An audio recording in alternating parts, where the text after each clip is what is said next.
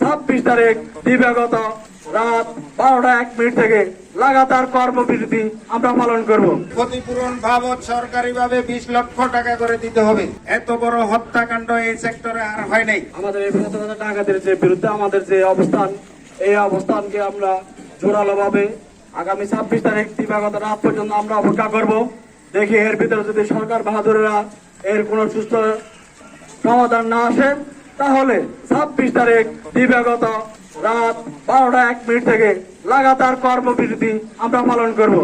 এবং এ থেকে যদি সুস্থ তদন্তের মাধ্যমে খুনিদের না শনাক্ত করা হয়, তাহলে আমাদের এই অবস্থান থেকে এক ছিল লড়বো না। আমাদের এই কর্মবিরতি অবিরাম চলতে থাকবে যতদিন পর্যন্ত না এই খুনিদেরকে না ধরা হয়। দাবি আদায় না হওয়া পর্যন্ত, আমাদের ভাইয়ের রক্তের বদলা না নেওয়া পর্যন্ত আমরা যা যার সব অবস্থান থেকে আমাদের কর্মসূচি পালন করব।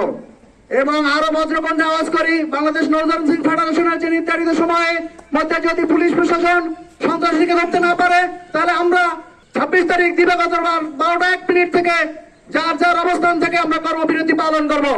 যাদেরকে হত্যা করা হয়েছে অন্যায়ভাবে, তাদের প্রতিজনের ক্ষতিপূরণ বাবদ সরকারিভাবে 20 লক্ষ টাকা করে দিতে হবে। 3 দিনের শোক প্রস্তাব পালন করার জন্য সাংগঠনিকভাবে বিশেষভাবে উদারতভাবে আহ্বান করা হয়েছে। তার এই ধারাবাহিকতায় আজকের এই বিক্ষোভ মিছিল শেষে আমরা আপনাদেরকে জানাই দিতে চাই, যদি সরকার এটা আগামী 26 তারিখ রাত 12:01 মধ্যে কোনো সিদ্ধান্ত না আসে, তাহলে আমরা স্ব জাহাজে অবস্থানে থেকে আমাদের অবিরাম কর্মসূচি দাবি আদায় না হওয়া পর্যন্ত চলতে থাকবে। এবং সাথে সাথে তাদের যেই রাষ্ট্রীয় মর্যাদায় দাফনের ব্যবস্থা করতে হবে। এত বড় হত্যাকাণ্ড এই সেক্টরে আর হয় নাই। এই 5 আগস্টের পরে সারা পথে যেইভাবে ডাকাতি চাঁদাবাজি হচ্ছে, আমরা বারবার ফেডারেশনের মাধ্যমে প্রশাসনকে জানিয়ে দিয়েছি।